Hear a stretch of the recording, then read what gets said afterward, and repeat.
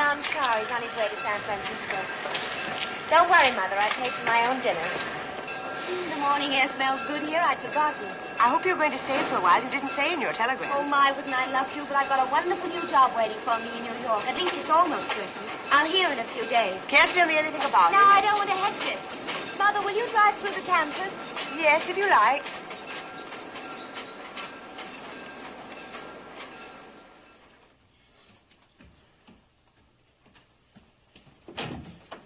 Hello, Miss Hilda. How are you, Clara? Oh, it's good to have you back. I'll take these upstairs. Thank you. Well, nothing's changed, has it? Now, why should anything change? It was always a surprise to find things exactly as they were. Father's chair, just where it used to be. He's been gone for so long. Let me take your coat. Thank you. What beautiful flowers. They're for me. Yes. Russell Burns sent them. How sweet of him. So, you know, he's become one of Winona's most important young men. He's made a fortune in the contracting business. Oh, I knew he'd been doing well. I saw him once or twice when he came to New York. We had dinner together. He's such a nice guy. I hope I may have your permission to call on you soon. Isn't that touching? Nobody ever says things like that anymore. They don't, but they should. Hilda, I don't think I'd laugh that off, I were you. Oh, you're not trying to tell me his intentions are serious. Whatever Russell's beginnings, you know, the important thing is that he's still very devoted to you. And he's a respectable young man. Mother, shall we get acquainted with each other? I think it's about time. It just occurs to me that if I put my head in your lap, you'd be the most surprised person in the world. Yes, I suppose I would. I don't remember you ever doing anything like that, even as a child. I don't remember you ever inviting me to. It would be funny to be a child again. I think I'd like it. Really? Maybe. Yes, I would. 14, 15, 16. Father sitting in that chair, smoking his pipe, looking at me the way he used to look at me in those days. His eyes seeming to say, that exceptional, remarkable, gifted Hilda Crane. And I'd say, is that the way it should be, Father? Live like a man and still be a woman? Get a job, pay your own way, and lick the world? And he says, why not? The future belongs to you, Hilda. That's where I'd like to stop it and change it, right there. I want to turn on him and say, no, Father, no.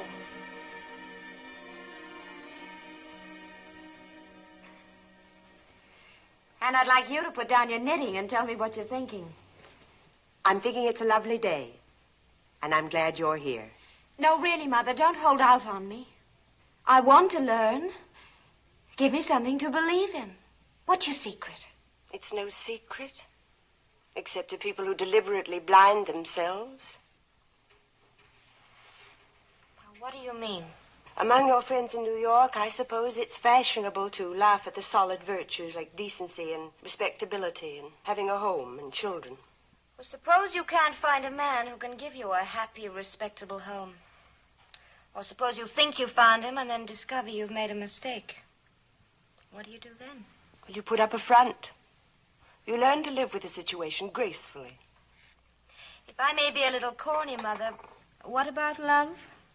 If you mean romantic love, cheap magazine sort of thing, most women outgrow that in time. They learn that a good appearance and a well-ordered existence is more important. And in the end, it's more satisfying.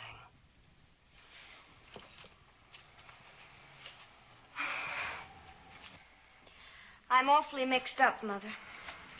Yes, I know you are.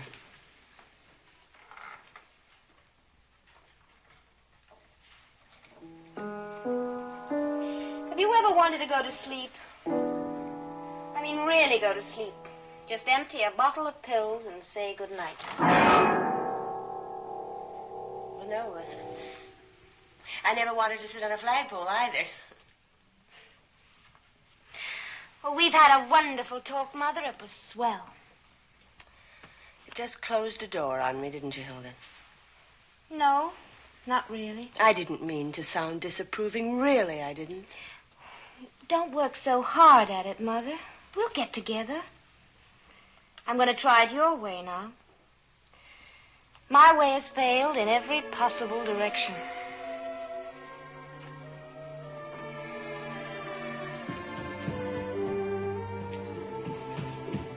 I hung up your dresses, Miss Hilda. Thank you, Clara.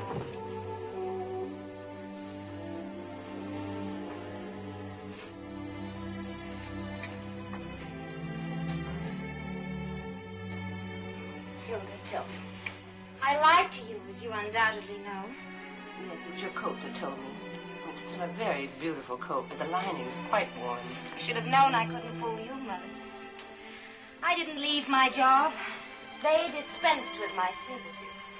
Assistant buyers at 60 a week are easy to hire and easy to fire. There isn't any wonderful new job either. There isn't anything.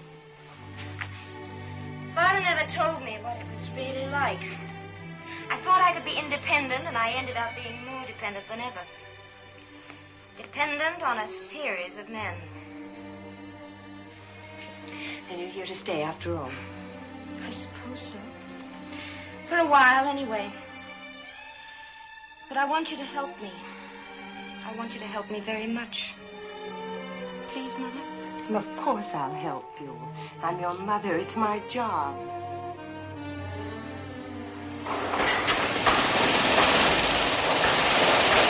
Hey, Hilda! Hi! Hi! Hey, wait a minute. Hey, Benny!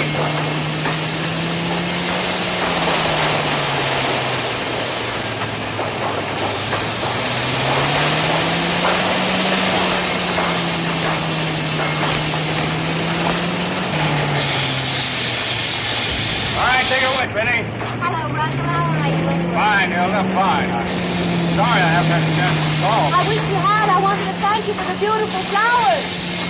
Martha, do something. New library building. It's the biggest thing I've ever tackled. I'm so happy about your success, Russell. You deserve it if anybody does. What? I said you deserve it if anybody does. I'm getting a little deaf. I think I'd better go. Hilda, there's something I want to talk to you about. What? Never mind. I'll get in touch with you later. I wish you would. Say, John, you take over here. I'm going back to the office. Okay, right?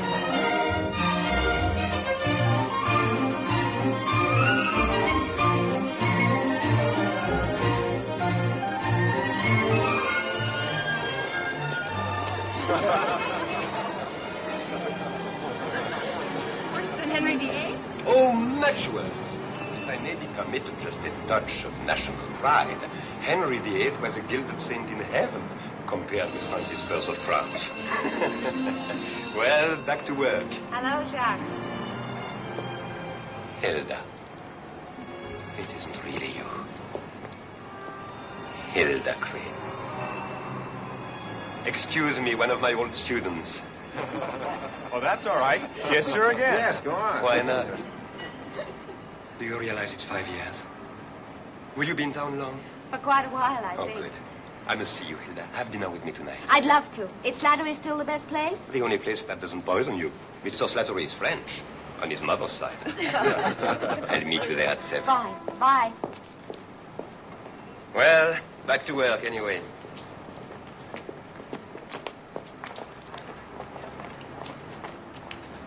Hilda! How are you, Ned? I've been meaning to come and see you, Dink and I both. How is Dink, by the way? Oh, well, you know, same old Dink. Real estate, bowling league, chamber of commerce, always rushing somewhere. Oh, that reminds me, I've got to rush myself. Meeting of the orphans committee. We're planning a rummage sale. Say, I couldn't interest you, could I? Oh, no, you wouldn't be interested in that. Oh, maybe I would, Ned, if you asked me. Well, that's swell, Hilda. I'll talk to the committee about it. Bye now. I'll call you. We've got a lot to talk about, you and I. Oh, you look wonderful. You look pretty good yourself. Bye.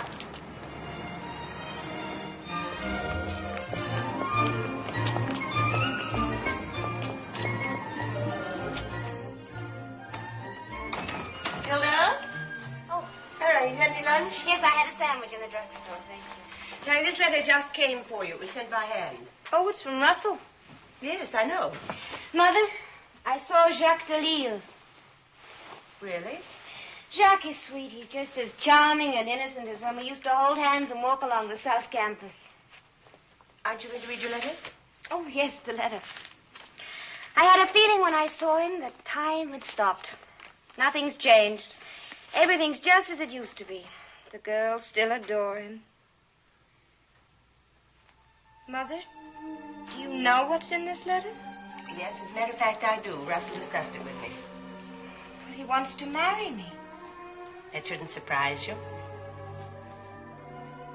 He's loved me ever since I was 17 and he came to make the bookcase for my room. Between the day you ordered it and the day I brought it to you, your father had died. How gay you were the first time and how sad the second.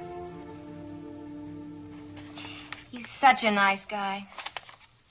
And it's a beautiful bookcase. You know, I think any woman, unless she's completely frivolous and stupid, would be very moved by a proposal. Any woman, no matter who the man is. Well, Hilda, I like you in this mood. This letter frightens me, though. It frightens you? Yes, it's like being on a desert island. And suddenly a ship comes along, and it may not be going where you want to go. It may not be flying your flag, but there you are. I wouldn't presume to offer you advice, but you did ask for my help. Russell would make an excellent husband. Oh, don't. Hold it, Mother. Just let it hang in the air for a while.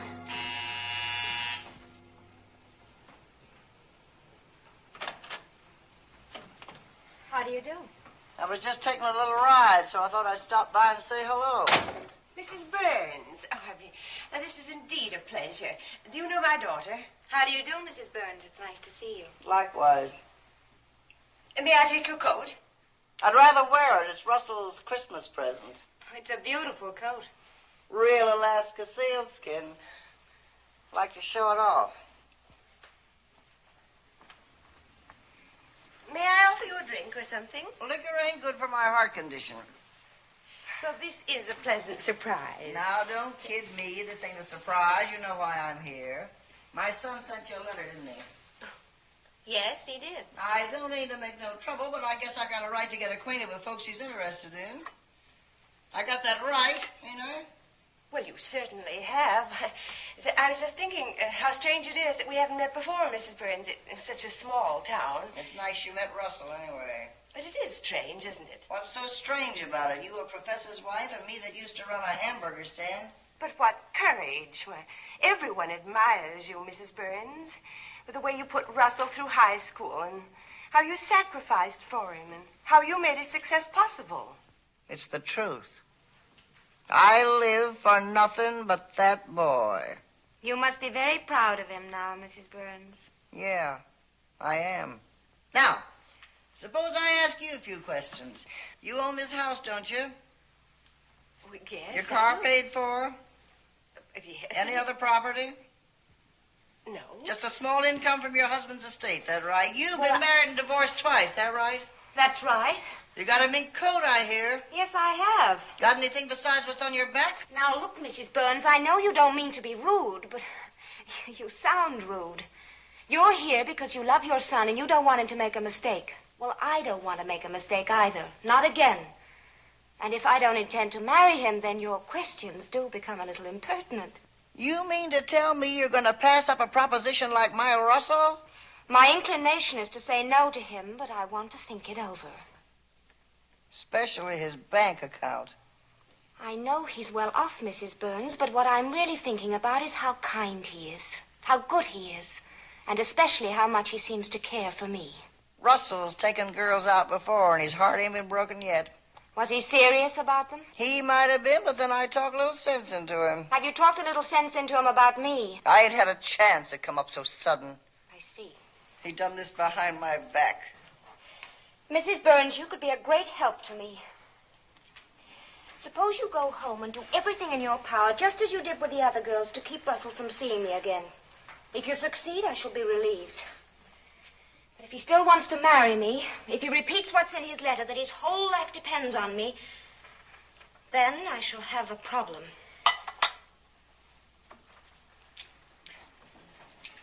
to get excited. I always tell Russell I mustn't get excited. I need a little air. I got a bad heart, and excitement ain't good for me. I'm sorry, Mrs. Burns. I don't think I said nothing. I mean, well, if you should be talking to Russell, I don't think you could say I was impolite or anything, do you think? I'll never say a word, Mrs. Burns. Well, this has been a real nice little visit. Real nice. Awfully glad you stopped in. Likewise, I'm sure. Goodbye, Mrs. Burns. Goodbye. I really am glad she came. There were a few moments when I was rather terrified, but all in all, I think you behaved splendidly. You do? Yes, splendidly. Would you mind very much if I left for New York this afternoon? If you what? I don't belong in this town. Well, I don't know what you're talking about. You've just shown that you can behave like a respectable woman with dignity and courage. You left that creature without a leg to stand on. I couldn't go through anything like that again. But you won't have to. You're right. Maybe I won't. Mother, would you tell Clara that I won't be in for dinner tonight? You're going out? Yes, I'm going out, but you have to leave. Oh, Hilda. Mother, I don't want to marry Russell Burns. It's all insane. I still have time, all the time in the world. Why do we act as if I'm about to become middle-aged any minute? Oh, Hilda, surely you realize that Professor I DeLeo is don't not care. Maybe I can have it the way I want. I think he still likes me. He's civilized, but not snide and horrible like those men in New York. Maybe I can, Mother. Maybe I can.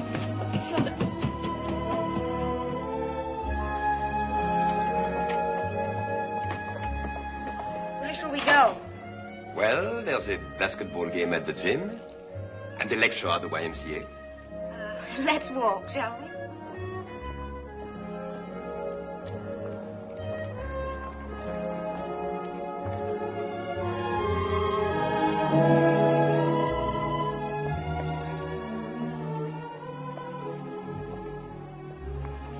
Funny, this little walk has meant more to me than 2 years of one marriage, 1 year of another, and all the years between and after. We had walks like this in the past.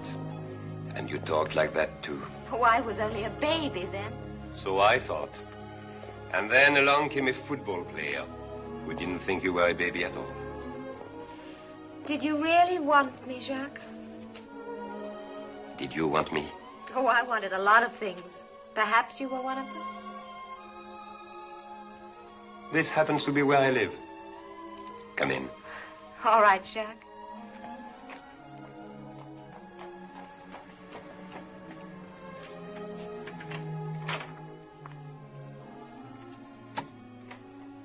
Oh, it's a lovely room, Jacques.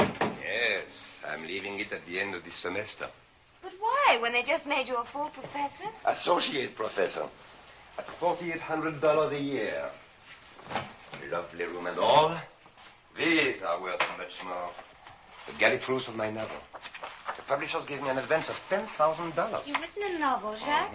The King's Courtesan. It's a historical novel. Nowadays, that means 1 part history and 9 parts sex, violence, and skullduggery. Mostly sex. Real tripe. I intend to write one every year and to become rich and famous. You see, I'm not a man of integrity. I think it's wonderful. Wait till you read it. Here is the design for the jacket. My, what big eyes she has. My great-great-grandmother. The basis of the novel is factual.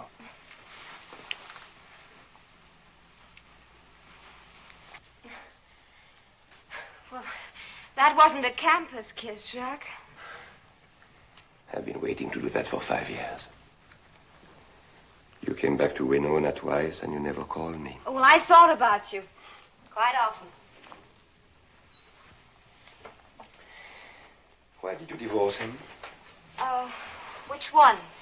Football player. Oh, because we believed in love and lost it. Is that an original or a copy? Copy.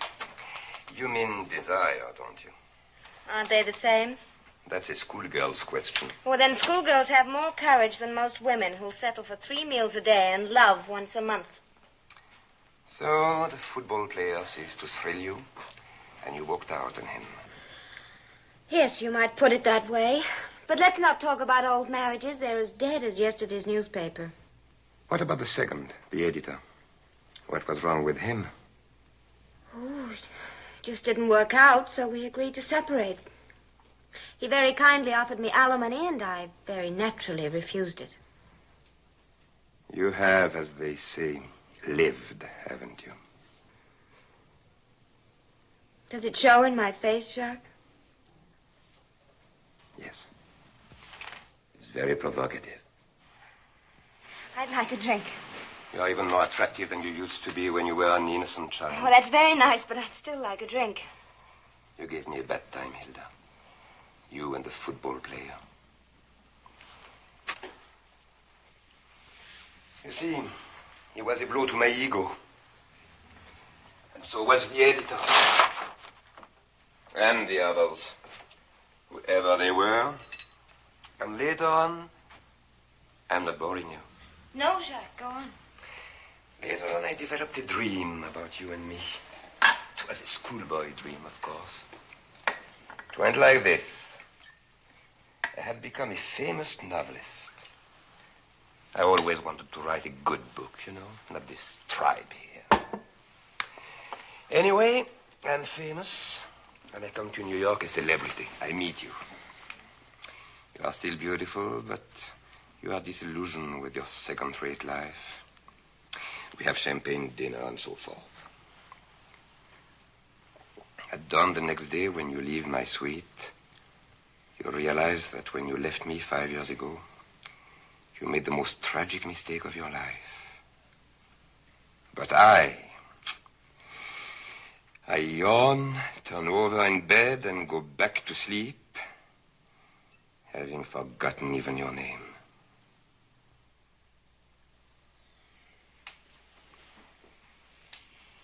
Is that why you invited me in here, Jacques, to tell me your dream? That's why.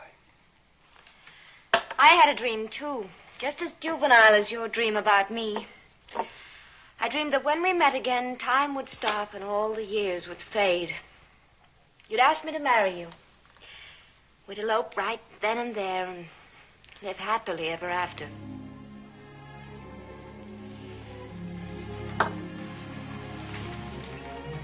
Goodbye, Jacques. Good luck in your career.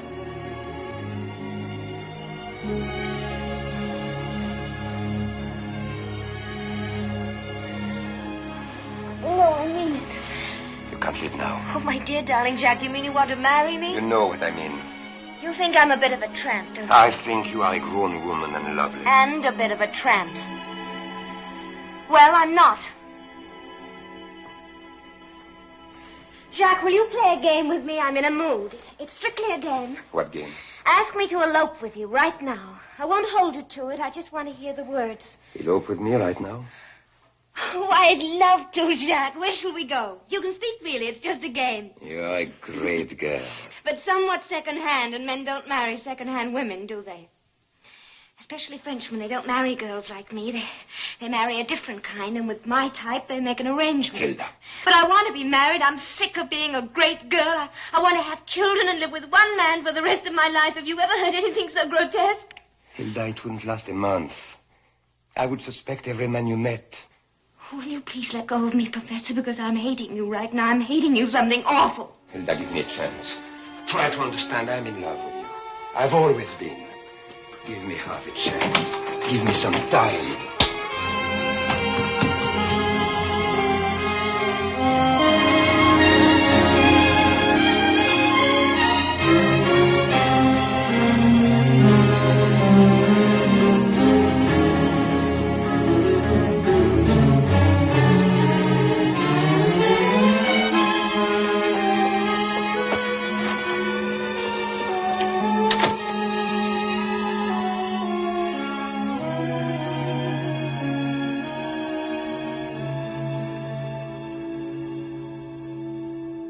Ladies and gentlemen, you do not have to have gray hair anymore. Just one application of this miracle formula and your gray hairs will vanish, along with your gray cares. Vanish Gray is not a soap, not a powder, but a simple formula. What? Yes, certainly. Well, no, of course it's not too late. I'll be over right away.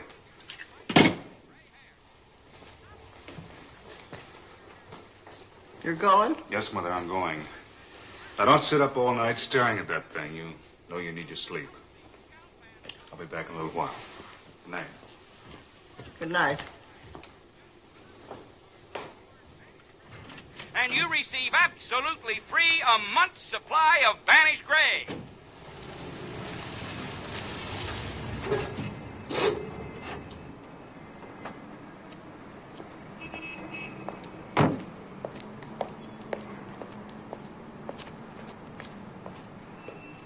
Don't ring, I'm here. Oh, Hilda. Is anything wrong? Russell, did your mother say anything to you? I found out she had invited herself. Yeah, I'm sorry about that. She was kind enough to call on She us. invited herself. Let's keep it simple. I suppose she told you everything I said to her. I doubt if she left anything out. You got my letter? Yes, I did. I thought it was a fine letter, Russell. You did? Well, there's no hurry about giving me an answer. No hurry at all. Well, it was a little sudden, and we've seen each other so seldom. You thought I wrote it on impulse, I've is that been it? called impulsive myself. Sure, I know. If you mean your marriages. I guess you were just trying to find happiness. I can't very well blame you for that. Can't you? Well, what I mean is, you're a modern woman, and I guess I'm putting this pretty badly. I'm not very good at saying emotional things. That's why I wrote you the letter. I'll marry you, Russell. You what? I said I'll marry you. I don't know what to say. I didn't think you'd accept. Well, Hilda, you make me very happy. I'd like to do that.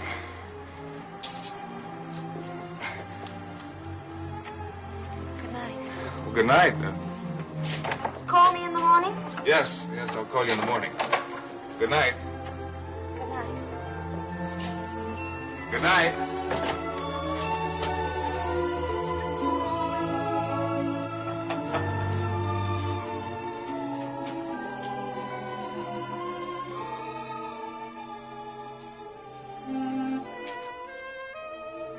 Wasn't that Russell's car? What was he doing here? I sent for him. You did? I'm going to marry him, Mother. Oh, Hilda, darling, I can't tell you how pleased I am. Yes, I'm going to be the mother of his children. I'll be his housekeeper, his hostess. I'll uphold his dignity and be true to him. I don't think it matters at all that I don't love him. Did you settle on a time for the wedding? Oh, the sooner the better, I should think. Oh, I disagree. There are many reasons why this should be a formal wedding after a decent period of engagement. But why, Mother? What difference does it make? All the difference in the world. You've been married twice in haste. This time we want to create an entirely different impression. A June wedding would be best, I think. Whatever you say, we're playing it your way now. Hilda. Mother, when I was a little girl, you used to read to me from the Bible. Yes, would you like me to read something to you now? Is there a passage in it that goes something like, "You may stumble and fail again and again, and the Lord will not pass judgment. He will have mercy. But there will come a time when you dare not falter. The year, the day of your last chance. Then, my daughter, take whatever hand is held out to you and walk with courage out of the darkness into the light." I don't remember anything like that. No. It isn't in the Bible, but it should be. I made it up. Those whom God hath joined together, let no man put asunder. Join your right hands together. I pronounce you man and wife, according to the ordinance of God and the law of this state, and in the name of the Father, and of the Son, and of the Holy Spirit. Amen. And then you kiss the bride. Am I allowed to at the rehearsal? Of course.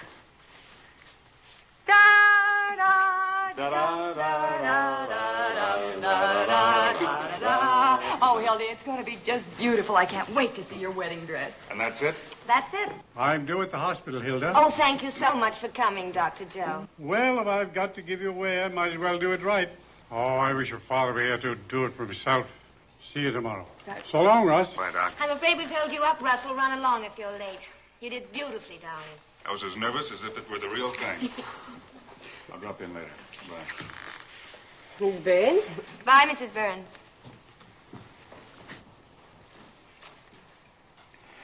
Well, of all... You know you're lucky, Hilda. A really nice guy. But that mother of his, ew. Oh, now, Nell, she's really quite a person when you get to know her. Not me. The less I know her, the better I'll feel. Well, I hope you're going to be polite to her at the reception. Well, just barely. I don't have to make with the frozen smile. I'm not the bride.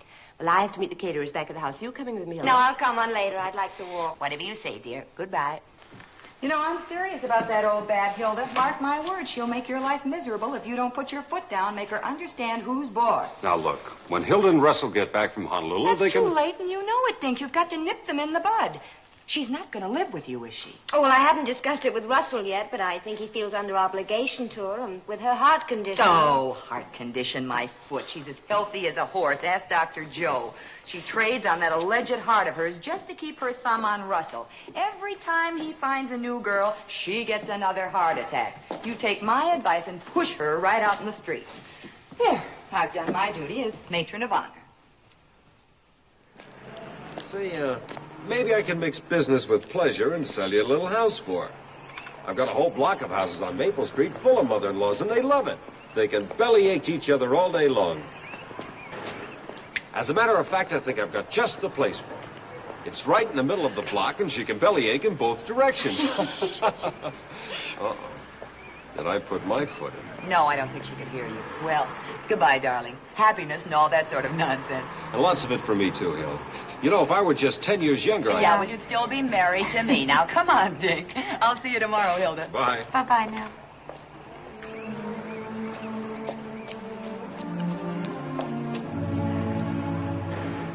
Wait for me.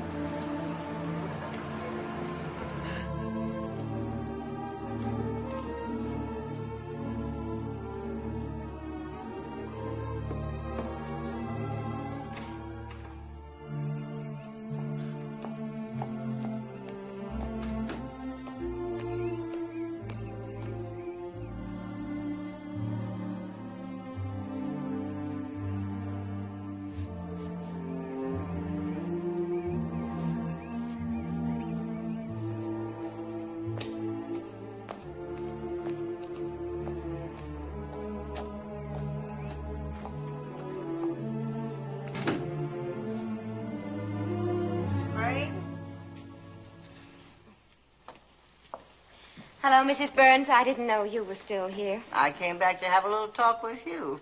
I got a right, ain't I, to talk with my future daughter-in-law? You know what they say, I ain't losing a son, I'm gaining a daughter. Well, I hope you really believe that, Mrs. Burns. Come here, give me your hand. My, that's a beautiful engagement ring Russell gave you. Yes, it is. And that's a classy outfit you got on. That part of the trousseau Russell bought you in Chicago? No, I'm going to save that till after the wedding. I've had this suit for quite a while. I see.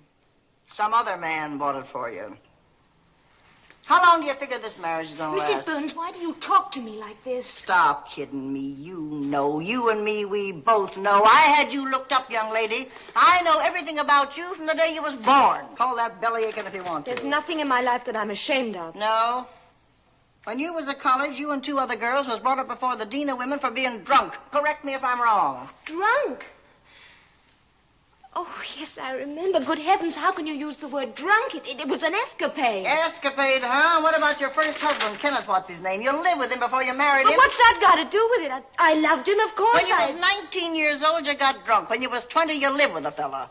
I guess that's what all the nice college girls was doing, huh? No, not all of them, but there were many like me here in Winona and at other colleges. Sure, loose girl. No, we were in search of something, an idea. You see, we believed that women could lead their lives with the same freedom as men do. We thought that... Oh, what's the use? You've told Russell all about this, Certainly not. Why should I? You're tootin', why should you? Or about what happened after your first divorce, either. Want a few more facts? I'll give you some more facts. 6 months after your divorce... Mrs. Burns, this is a church we're in. Don't profane it. I profane it. You profane it. I didn't do these things it says here. Yes, I did them, and I'm sorry. I wonder if you could ever understand how sorry I am. But I never did anything in my life that I didn't believe in at the time. You believe you're a fit woman for my Russell to marry? Yes, with all my heart, I believe it. If you had a son, would you pick a woman like you for him? Well, I'd trust him to make his own choice. And how could he choose if he didn't have the facts? Did you ever think of telling Russell the truth about yourself?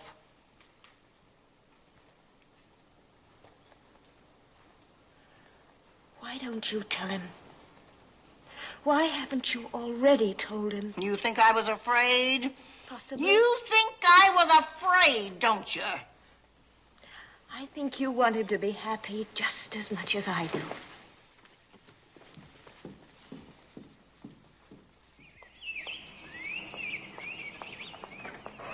Hilda! Jacques, what on earth? I flew out from New York. Are you angry? Well, no, I'm not angry, but why, Jacques? I don't understand. Well, I had a few things to settle up at the university. I thought I was going to send you a wedding present. But since I was here in town anyway, I thought I would bring it in person.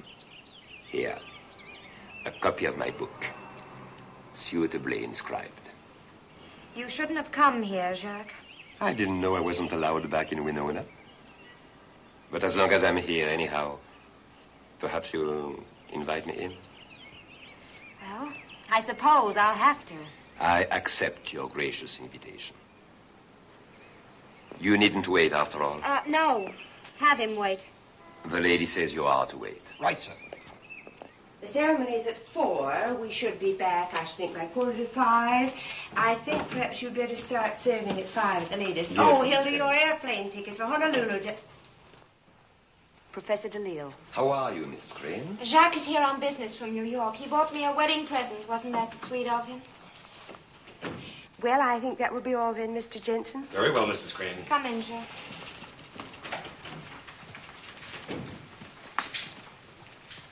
Professor DeLille, why did you come here? To wish your daughter happiness. May I be perfectly frank? Hilda's happiness does not depend upon your good wishes. Quite the opposite, in fact. Perhaps Hilda would prefer to tell me that herself. But you can do a great deal of harm at this time. You can upset Hilda. Just as a rowdy out in the street, if he were to throw a rock through that window, could upset her. I assure you I have no rocks up my sleeve. I think Jacques would like to talk to me alone. Hilda. Please, Mother. Very well. Don't forget Russell may be coming at any moment.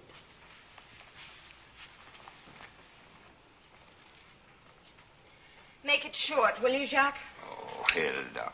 My poor Hilda. I don't need your sympathy. I'm perfectly happy. Ah, you always pretended so beautifully. Just a game, strictly a game. But, my darling, this marriage isn't a game. You can't pretend for the rest of your life. Goodbye, Jacques. Do you really think you'll fool anyone? Him? That mother of his? Your so respectable neighbors here in Winona? Even yourself? Hilda, you can't marry this. You can't live with him and that grotesque old female. How indecent you are. Just plain rotten. You don't really believe that. You love me. I was the only thing in your entire life you remembered with tenderness. If I hadn't been such a fool, if I had taken you when I had the chance... We belong together, my darling, because we are alike. Let me go, Jacques. You would have married me if I'd It's asked too you. late now. And I would have married you, too, if only you'd given me a little time, I as tell you, begged it's too late. Why did you come here? To put an end to this nonsense. To ask you to marry me. Now. We can elope tonight. I despise you for saying that now. I loathe you and despise you. Don't run away. You can't run away from yourself. I despise you. Hilda. Can I make it any plainer than that? No. Hilda. Get out. I said get out and don't ever come back. Very well. I wish you lots of unhappiness. But I'm sure you'll have it anyway.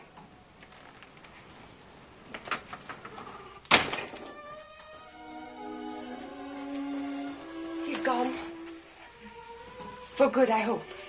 Yes, for good. Hilda, I'm so proud of you. I wanted to go with him, Mother. I wanted to run after him and beg his forgiveness. Hilda. Tell Russell, please, Mother, that I can't go through with this marriage. I can't take advantage of him. He doesn't know what I'm really like. I'm afraid of myself. I'm afraid of what I might do to him.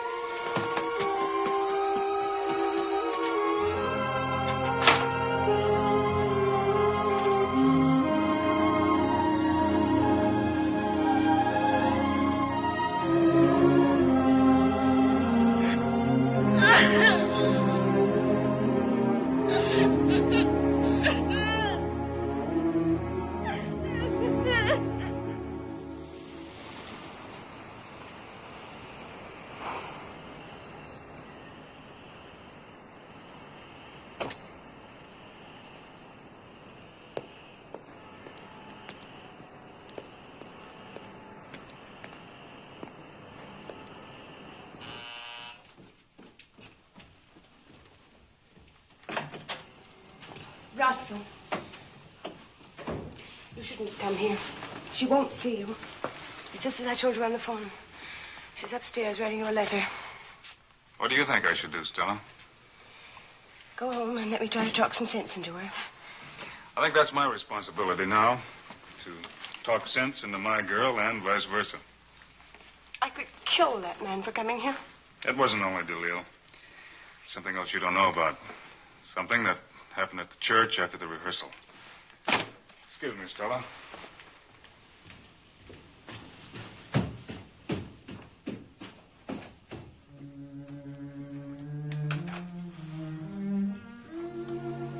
I'm sorry to barge in on you like this, but if you don't feel like talking, just give me the letter and I'll go. It's finished. It began with a letter. It might as well end with one.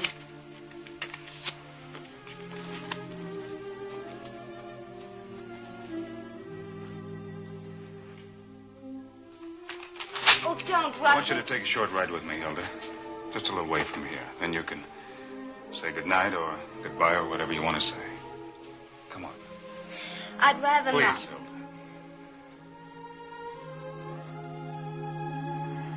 All right, Russell. Come on.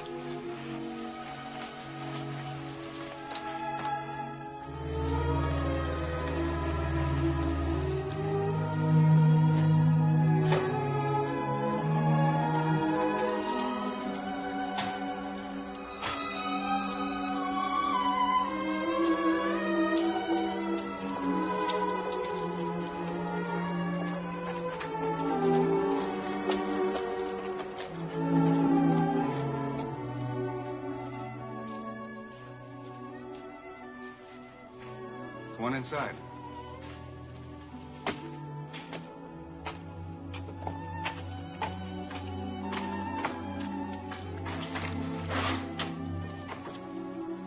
You know, I'm real proud of this house. It may not be much for style. It's sort of a modern colonial, but it's built to last.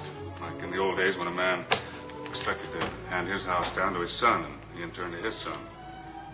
Come on, let's go upstairs. This staircase is just temporary. When it's finished, it'll be real Georgian. That is, real Georgian copy.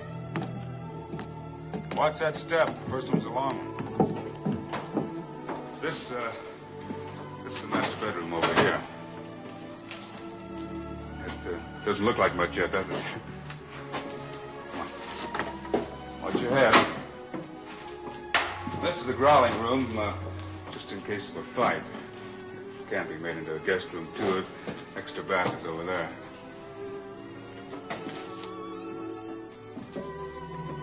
And this is the nursery.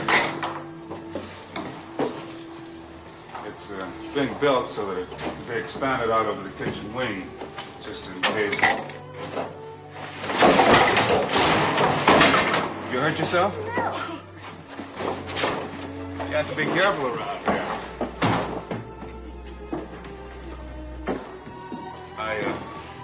I was hoping it'd be finished by the time we got back from Honolulu, but anything in the building line these days takes 3 times as long as you expect. So I thought I'd show it to you now. Anyway, you should be in on the decorating and furnishing. Well, not that I couldn't do a pretty good job myself. You see, I've made a study of your taste. For instance, you like Georgian, Mozart, New York Giants, and peppermint stick ice cream. I know all about you, Hilda Crane. No, you don't. You tore up the letter. That would have told you everything. Nothing I don't already know. You know so little. You don't even know why I came back to Winona, do you? No, not exactly, but it's not important. Well, ask your mother. She thinks it's important. She has it all neatly typed, my entire history. She showed it to me after the wedding rehearsal. She showed it to me before the rehearsal. Then you knew? Don't you see? She was bluffing. She only went to you because she didn't get anywhere with me. I told her off. I guess I was pretty rough with her. I never treated her like that before. We've always been very close. You see, when I was a kid, we had it pretty tough. But Mother kept us going until I was old enough to help. That's why I'll never let her down, no matter how badly she behaves. But this is going to be our life. Yours and mine. And nobody's going to come between us. Nobody. And the past, it just never happened. Do you understand? It never happened.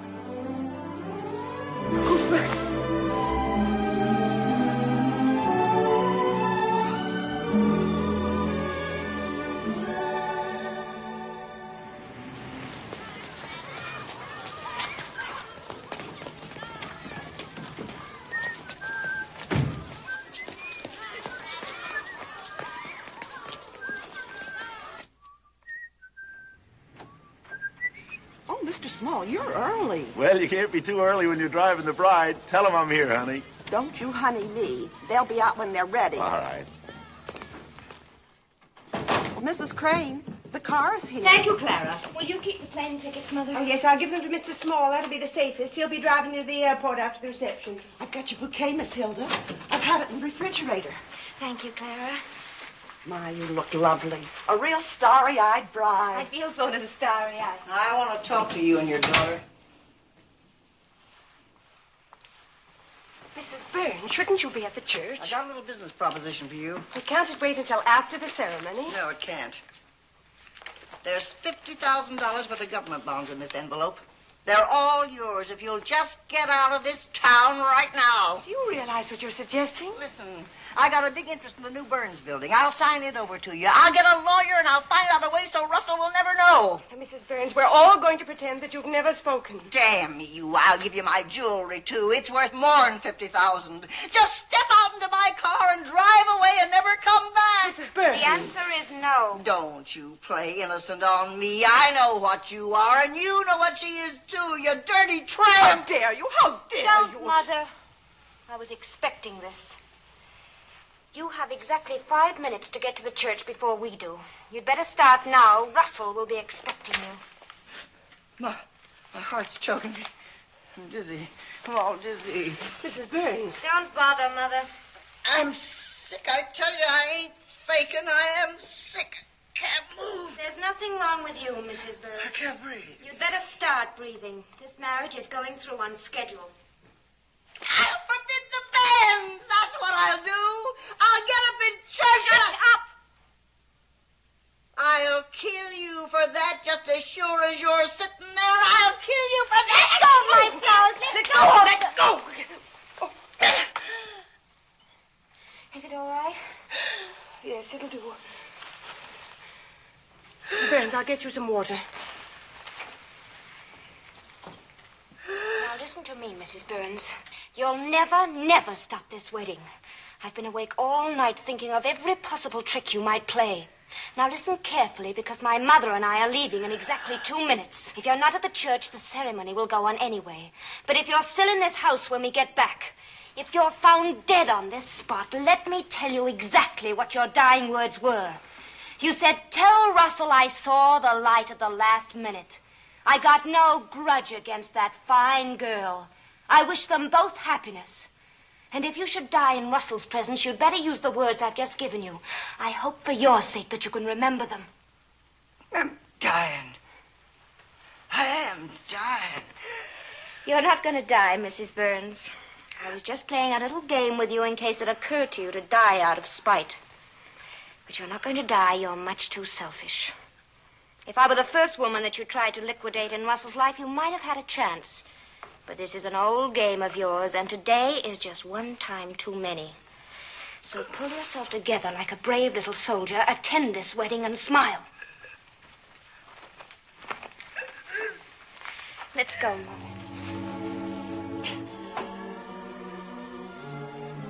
All right. Take care of Mrs. Burns.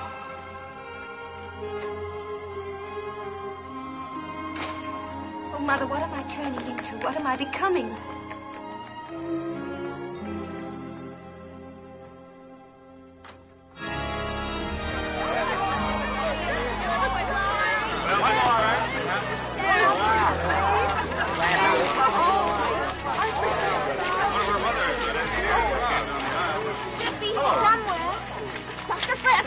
Dr. Francis here.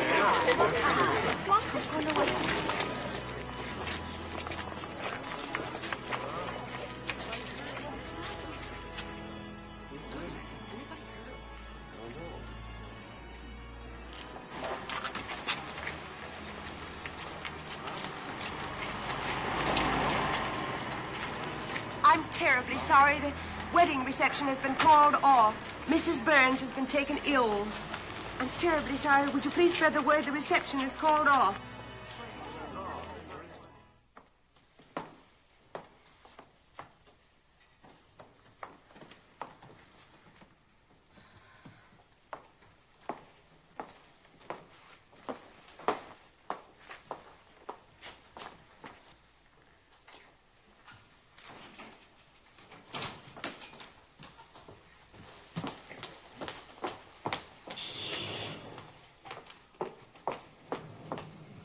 Is there any word yet? No, Russell's in there with Dr. Joe.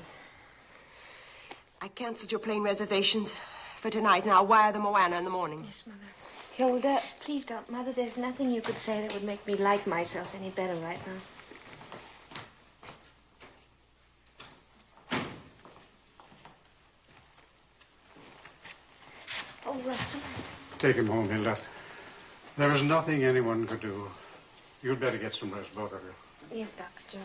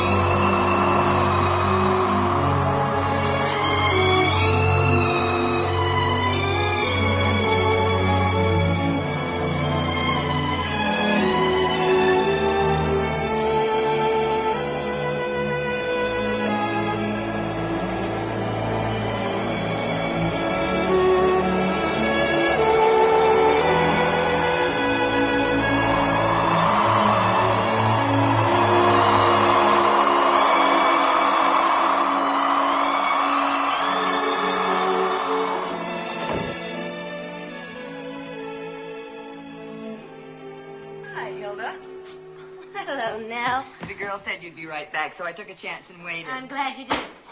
Come on in. Would you like a drink? Oh, yes, but just a short one. I can only stay a minute. Scotch on the rocks if you have it, please.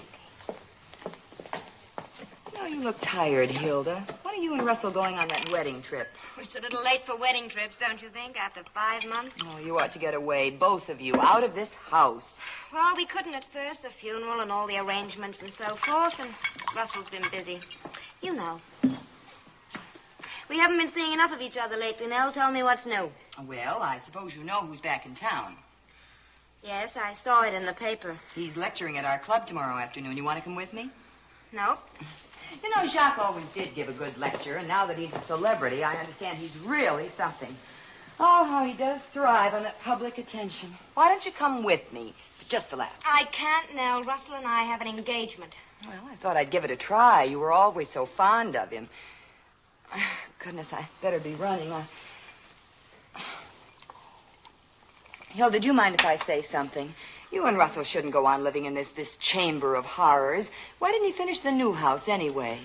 Well, it didn't make sense after Mrs. Burns died to build and furnish a new place when we already had this one. This is a perfectly good house. There's no reason to move out of it. And a perfectly good reason from Russell's point of view for staying in it. What do you mean? Russell was horrid to Mama. Mama died.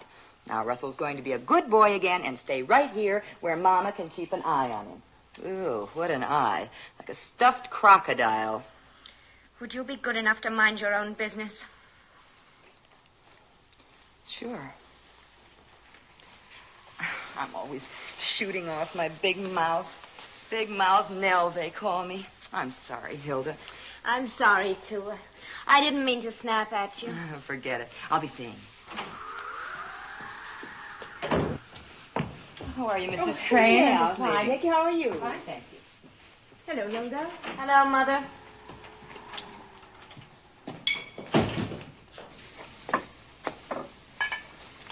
I wish you wouldn't do that. Do what? You know what I mean. Drink so much. Russell might think On the contrary, Russell loves it. He likes his wife to be bright and vivacious when he comes home from a hard day's work. Sit down, Mother. Shall we have one of our little intimate chats? You've been increasingly hostile to me lately, Hilda. I don't know why. Hostile? Well, I'm inviting you to stay. We can have a nice, cozy little time, can't we, the three of us? The three of us. Oh, that's what's bothering you. Doesn't it bother you? No. Not for a moment. I can face my maker with a clear conscience, and so can you. We didn't know that she had a bad heart, nor did her doctor, not even Russell. We all thought that she was faking, and she was faking until it turned into the real thing, and she brought it on herself. I wish you'd take the picture out of the room. Oh, I don't want to spoil her moment of triumph. She couldn't get what she wanted alive, but she sure enough got it dead. You have to hand it to her. Don't, Hilda. You make yourself sound coarse and cheap. Well, I'm glad we agree on something. I feel coarse and cheap. How long do you think I can keep on pretending and pretending? Pretending what? That this marriage is anything but a disaster. I don't know what makes you talk like that. Don't you, Mother? Have you ever read Edna and Vincent Millay? She's not very fashionable right now, but I've always liked that poem that ended like this. With him for a sire and her for a dam, what should I be but just what I am? It's too lyrical and perhaps a trifle quaint, but I like it. I never approved of children criticizing their parents. Well, you've never approved of a lot of things, but they've happened anyway. This is a very unhappy moment for me, Hilda. For you? You're all I have in the world. Since when, Mother? That's an unwarranted question. Is it? You're my only child, and in all the years since I lost your father, I've Mother, I've never been anything but a worry and a bother to you. You've always resented me because you couldn't make me over into what you are, because I wanted more out of life than just appearances. I couldn't learn to act and think and talk like you, so you've resented me. You've never really loved me. Have you, Mother? That's a lie. It's a cruel lie. No, it's the truth, which can hurt more than a lie, I grant you. Oh, you're not leaving, are you? Yes. I've heard enough. Come back someday, won't you, Mother? Good afternoon, Mrs. Crane. Good afternoon. Mrs. Burns. Mrs. Burns.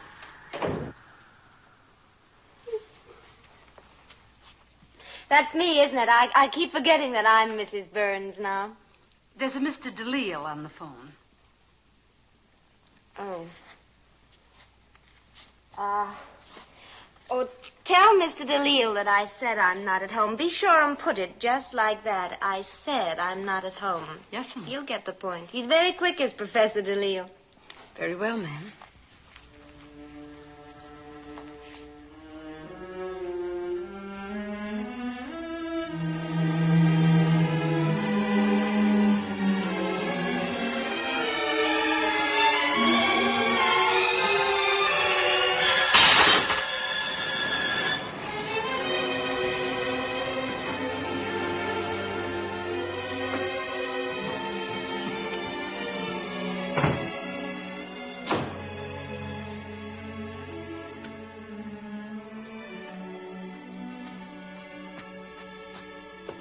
Hilda, is anything wrong? No, not a thing. What were you doing lying here in the dark? Oh, I was just resting. Is it time for dinner yet? Almost. Would you like a drink? No, not for me. I'm flying up to Denver after dinner. I should be back tomorrow night. Oh, will you take me with you, Russell? I'd like to, but Gus Nordlinger and I are going up on business. We'll be on the run all day. I see. I fell asleep just now, and I had a wonderful dream. Your mother didn't die after all. And you and I went to Honolulu on our honeymoon. And when it was over, we didn't come back. We just got on a boat and went on round the world. We visited all those lovely places with names like magic. Fiji and Tahiti, Hong Kong, Bangkok, Bali, and the Spice Islands.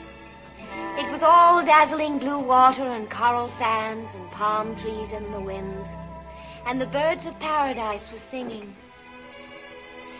Do birds of paradise sing, Russell? Do you happen to know? I don't know. No, I guess they just squawk.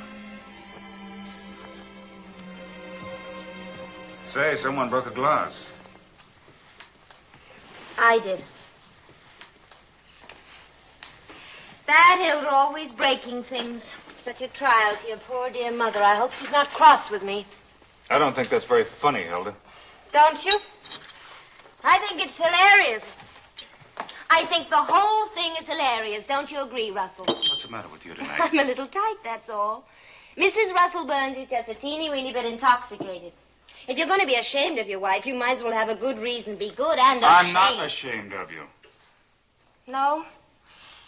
You only think I killed your mother. I've never said anything like that to you or even thought it. Then why did you leave me on our wedding night? Why have you always refused to discuss this subject with me?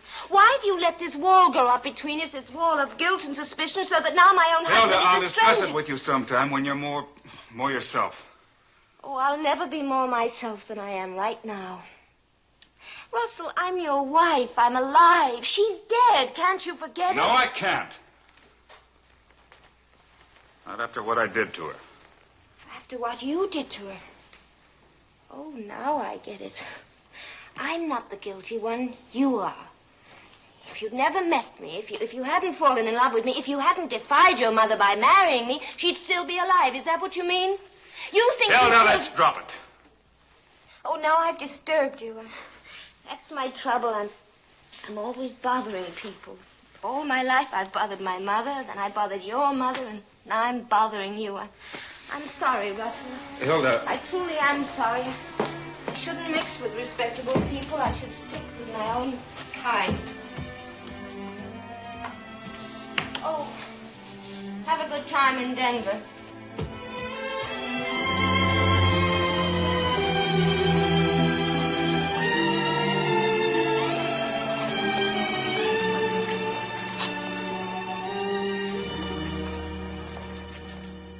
And now it is my pleasure to introduce our distinguished guest speaker.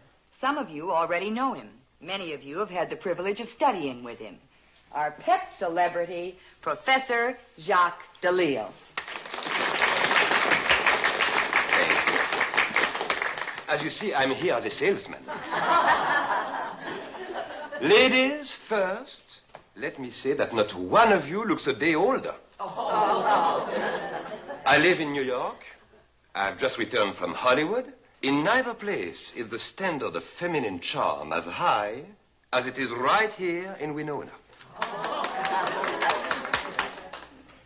When I left here, I left a big piece of my heart behind. I'm glad I found it again.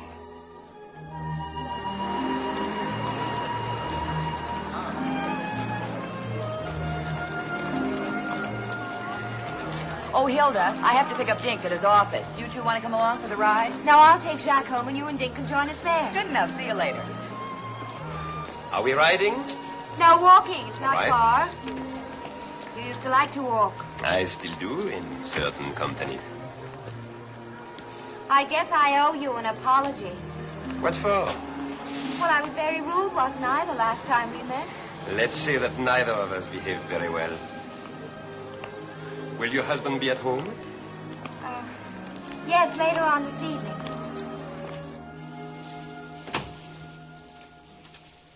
Well, here we are. Quite a house. It exactly expresses your personality. You must be very happy here. Would you like a drink now, or shall we wait for the others? I can wait. You've changed, Jacques. Have I? Yes, you're more sure of yourself. Must be success. It's becoming to you. Did I mention that I'm engaged to be married? You engaged? Aren't you going to wish me happiness, Hilda? I hope your life will be wonderful and happy, just like Russell's and mine. Thank you. Tell me about her, your fiancée. Oh, she's pretty enough. And extremely rich. She'll never be what you could have been, but she'll do. I want you more than ever, Hilda. Was she tall, short, dark, blonde? You are one woman in a million. There'll never be anyone else for me. Oh, I hope she knows what it took me a long time to learn to Give herself to one man and one man only. Let's get out of this house. When I see these women who think they're intelligent running around trying one thing after another, looking for perfect happiness, when the most important thing is appearances. Decency, respectability, a well-ordered life are much more important, and in the end...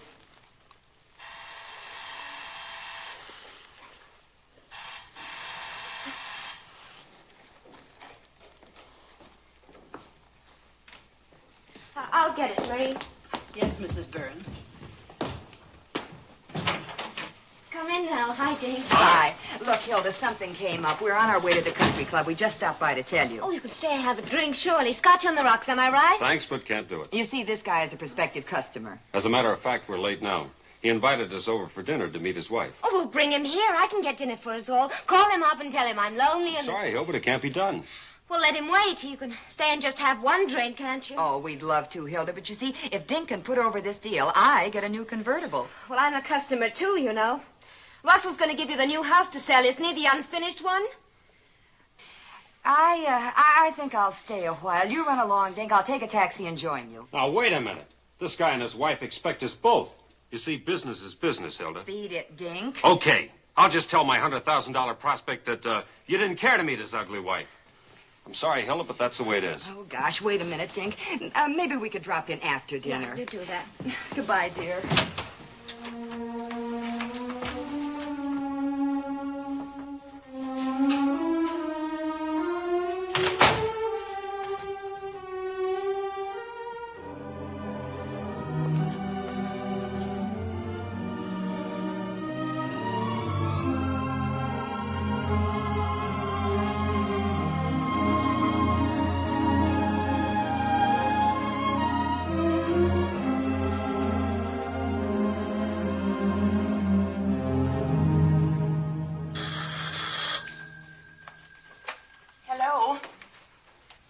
Hello, Nell. No, there's no word yet. She hasn't been here. Yes, he's back from Denver. He called here earlier. Well, I'll call you back later. There's someone at the door.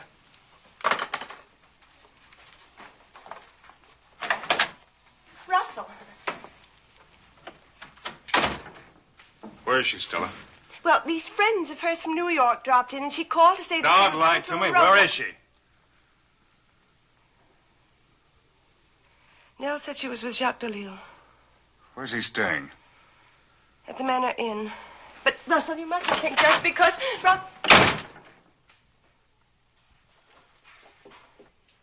Oh, could you send up some sandwiches, please?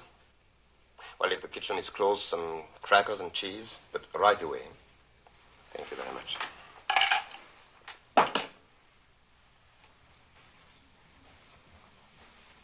Don't be sad, my darling. I don't mean to be sad. We had fun at dinner tonight, didn't we, Jacques? I haven't laughed and talked so much in years. It's always fun when we're together. And we'll be together often. That's why I hate to see you sad now. Is it conscience? I didn't know I had a conscience. This is a funny world, Hilda. You have to cheat a little if you are going to survive. Tell me, Jacques, was it tonight that I cheated, or 5 months ago when I married Russell Burns? Oh, you've always lied to yourself. A little. That's been your trouble all your life. You know, Jacques, I've had a life. I didn't do much with it, but I had it. I've never done this, though. I've never sneaked in a back door before. That was unavoidable in a small town like this. But when you come to New York, I assure you it will be different. I was rather sweet at 16, 17. Freshman history, remember, Jacques?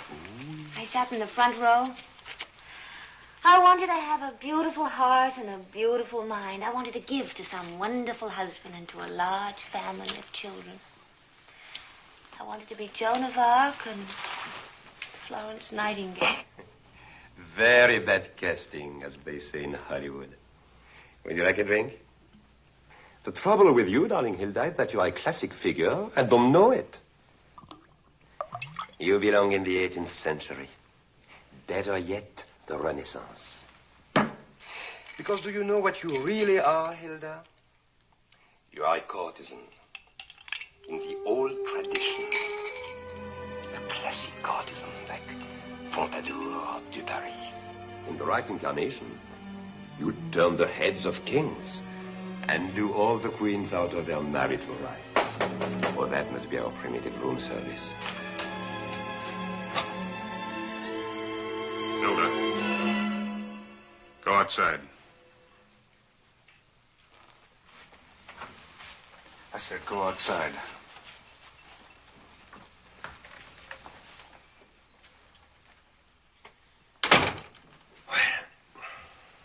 What is there for me to say? Nothing.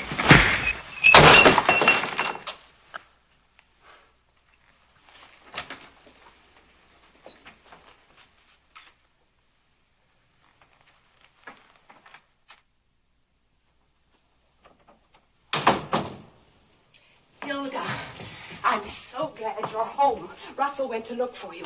Now listen to me, Hilda. You've got to let me handle this. Russell will be back any minute. Now let me do the talking. You're too tired. Is that clear? You need say nothing for a day or two. Just listen to me and use your head. Do you understand? Yes, Mother. I think you'd better go right to bed.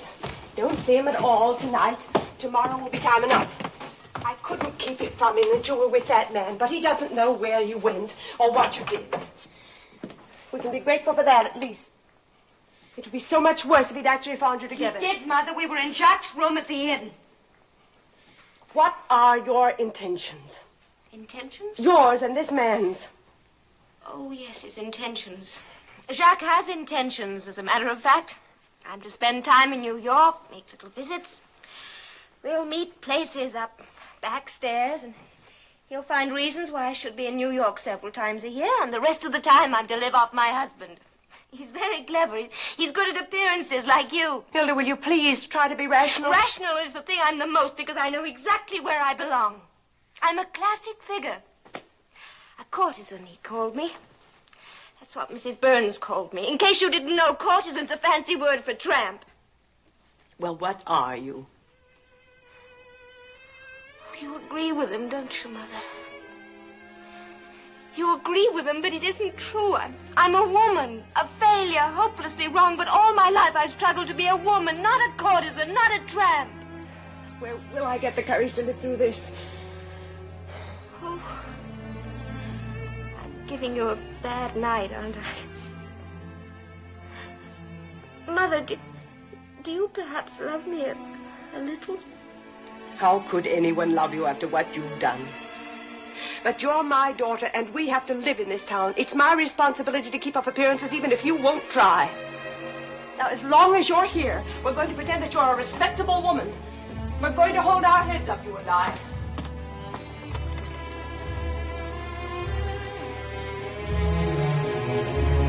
Hilda, what are you doing? I was just getting a glass of water.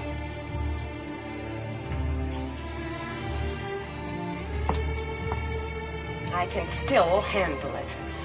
Russell is a sensible man, and he knows that you've been under a strain. He can be talked to. But you'll have to leave it entirely to me. Are you listening to me, Hilda? Yes, Mother. Listen to me. In the first place, this would never have happened. Now I'll have to start all over again, right from the beginning. Perhaps the two of you can take a trip together. It's a great mistake that you didn't go away right after the wedding.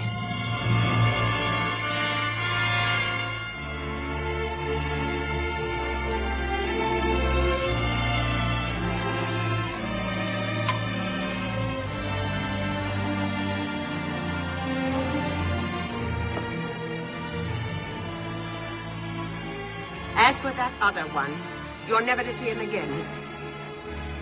Never.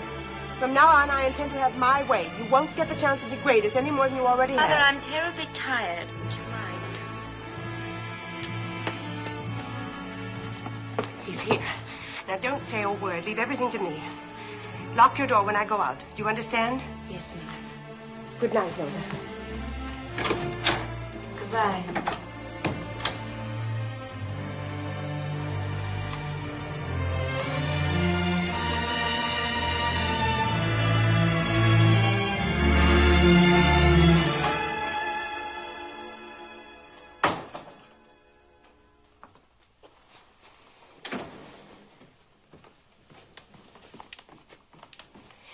She's home, Russell, but she's very tired. What are She you went to doing bed. here, Stella? Well, surely a mother's place is at her daughter's side when she's in trouble. Oh, please, Russell, please. She doesn't want to see you. She made a special point Get of it. out of my way, Stella.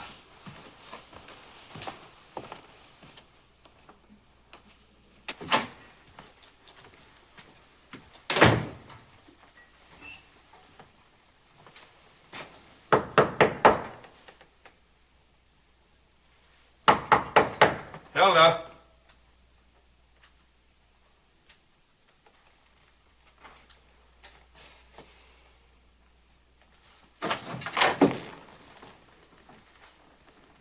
Hilda.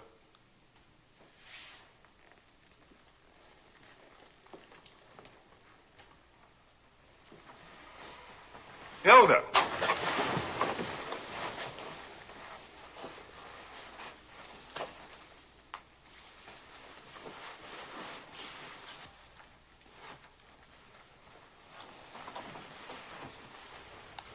Hilda. Hilda.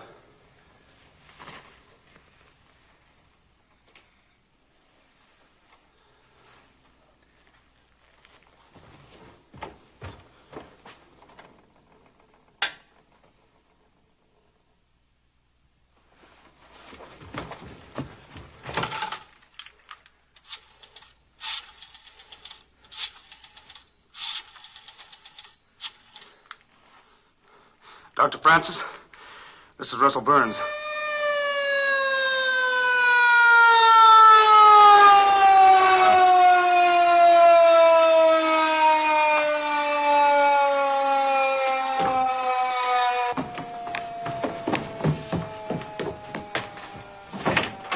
Where is she? She's upstairs. How many did she take? Bottle was more than half full yesterday.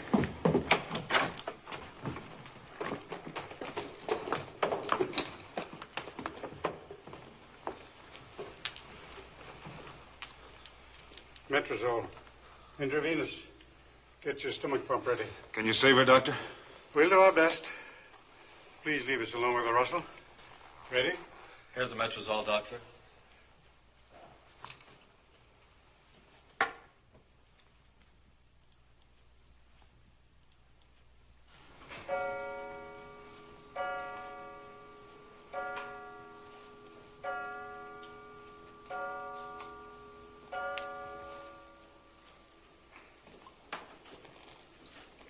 Would you like some coffee, Russell?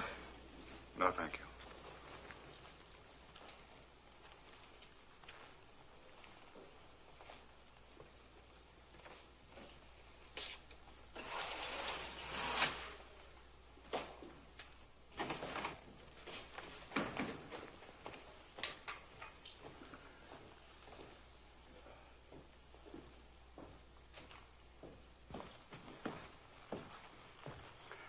She'll be all right.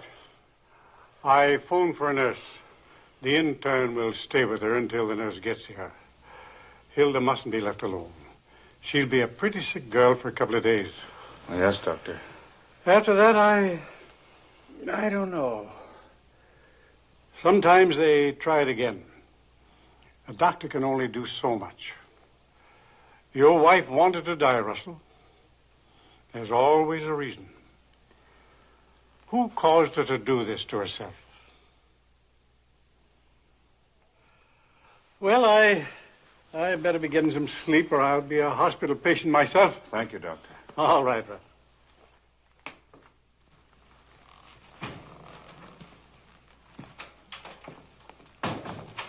Oh, Russell.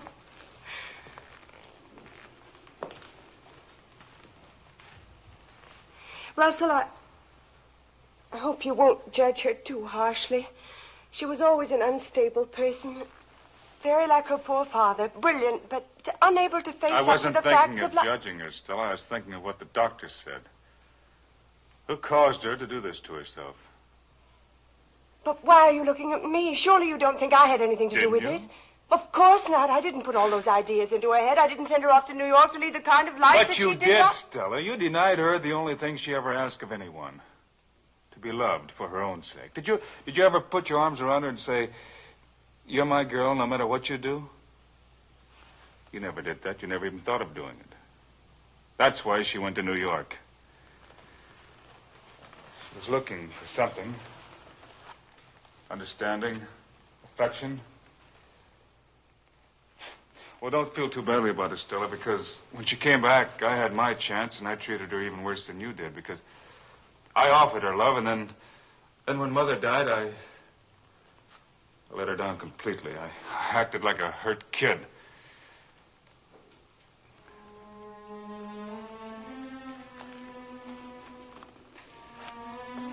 I guess it's time I grew up.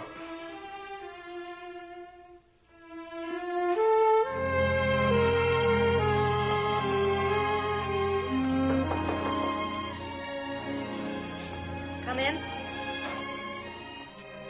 Oh, Marie, would you take these down and call a taxi for me? Yes, Mrs. Burns. Mr. Burns wanted to see you. Oh. Thank you.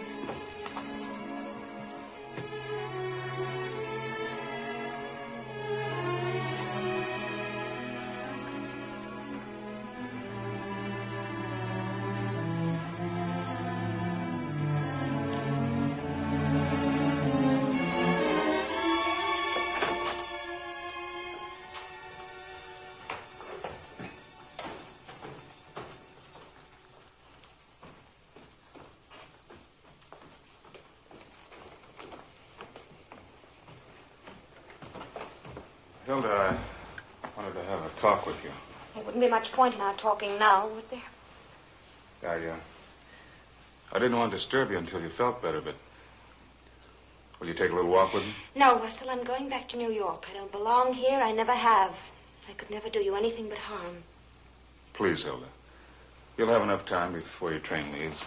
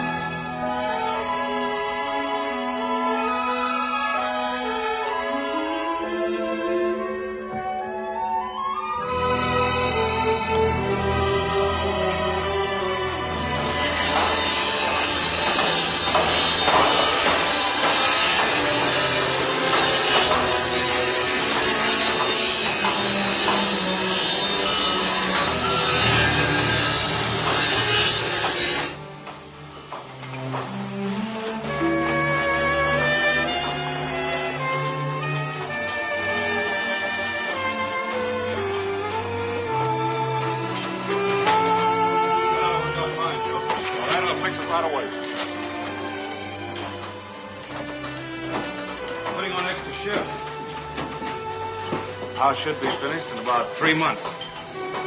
Just about the time it takes to make a trip to Hawaii. And Hong Kong and Bali and... what is the name of those islands?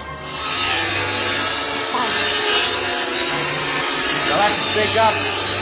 The Spice Islands! I don't even know where they are, but I'd like to see them. What was that? I said...